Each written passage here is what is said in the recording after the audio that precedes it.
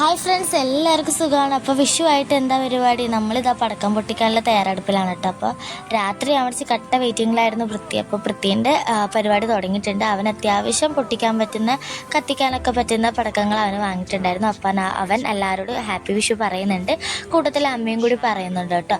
അപ്പോൾ എല്ലാവരും കൂടി കുടുംബസമേതം ഇരുന്ന് പടക്കമൊക്കെ പൊട്ടിക്കാൻ പോവുകയാണ്. അപ്പോൾ എല്ലാവർക്കും ഒരിക്കൽ കൂടി ഹാപ്പി വിഷു.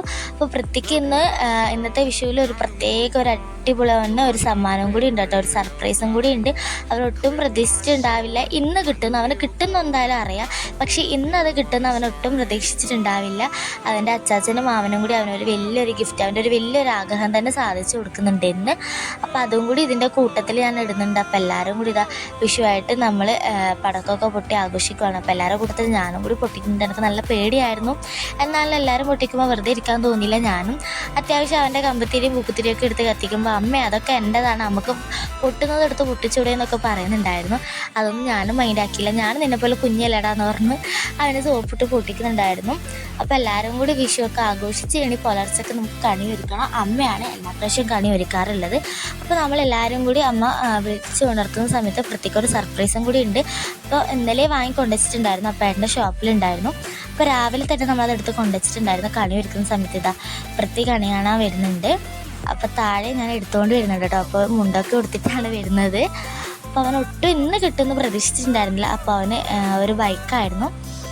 അപ്പോൾ നേരെ അവൻ അതൊന്ന് പൊത്തി വെച്ച് നോക്കിയിട്ടുണ്ടായിരുന്നില്ല. വേഗം കണി നോക്കി പ്രാർത്ഥിക്കുകയാണ് കേട്ടോ. അതിന് ശേഷം നമ്മൾ പറഞ്ഞതിന് ശേഷമാണ് അവൻ ആ സർപ്രൈസ് എന്നാ നോക്കുന്നത്.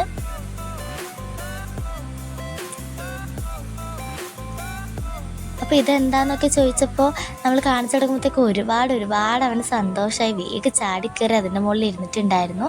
പിന്നെ എല്ലാവരും വിഷു കൈനീട്ടും വിഷു കോടിയൊക്കെ പരസ്പരം അങ്ങോട്ടും ഇങ്ങോട്ടും സ്നേഹത്തോടെ കൈമാറി. അപ്പോൾ അതൊക്കെ പൊളിച്ച് നോക്കുന്ന തിരക്കിലാണ് വൃത്തി. അപ്പോൾ കൈനീട്ടമൊക്കെ കിട്ടിയപ്പോഴത്തേക്ക് എല്ലാം കൂട്ടി വെക്കുന്നുണ്ട്. നമുക്ക് ചെറുകുന്ന അമ്പലത്തിൽ 7 ദിവസം ഇനി ഉത്സവമാണ് കേട്ടോ. അപ്പോൾ അതിന് ചന്തയൊക്കെ വാങ്ങാമെന്ന് കരുതിയിട്ട് ഇതാ ഓരോന്ന് തരുന്നതിനെ കൂട്ടി വെക്കുന്നുണ്ട് അവൻ.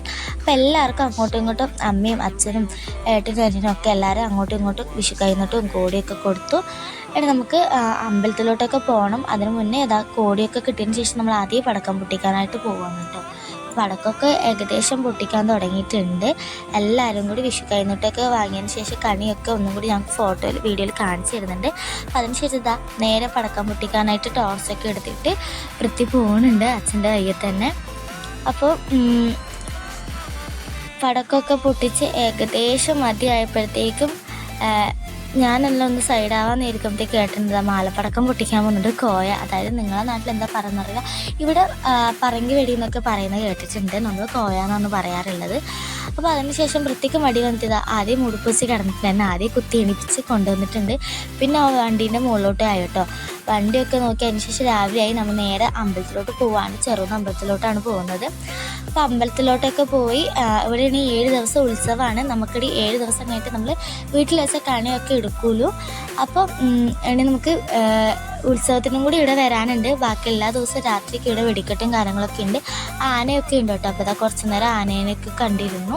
ഇനി നേരെ നമ്മൾ വീട്ടിലോട്ട് പോവുകയാണ്. ഇനി വീട്ടിൽ പോയി നമുക്ക് സദ്യയും കാര്യങ്ങളും ആക്കി നേരെ എൻ്റെ വീട്ടിലോട്ട് പോകണം. അത്രയും അടുത്തൊരു വീഡിയോ കാണുന്നവരെല്ലാം ടാറ്റാ ബൈ.